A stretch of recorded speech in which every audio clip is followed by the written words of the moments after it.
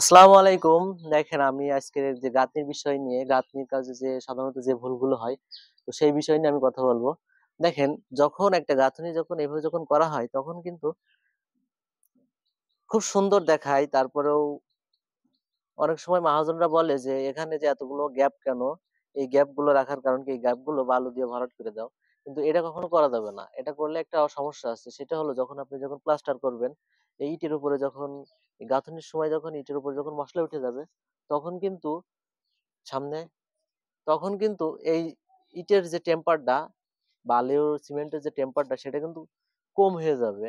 তো সেই ক্ষেত্রে যদি এইভাবে যদি প্রত্যেকটা ইট যদি এরকম স্পষ্ট দেখা যায়, তো সেই ক্ষেত্রে আপনার প্লাস্টারটা কিন্তু অধিক মজবুত হবে আর দীর্ঘস্থায়ী হবে।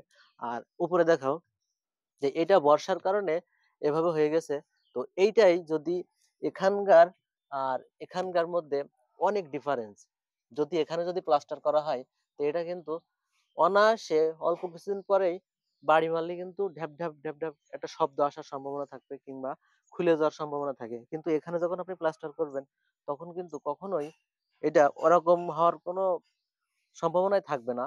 আর বিশেষ করে প্লাস্টার করার পূর্বে অবশ্যই আপনাকে চিপিং করে নিতে হবে। যদি কোনো জায়গায় ঢালাই কাজ থাকে তাহলে অবশ্যই কোপায় নিতে হবে। আর কিউরিং কিন্তু মেইন। কিউরিং না করলে কিন্তু আপনার প্লাস্টারটা দীর্ঘস্থায়ী হবে না।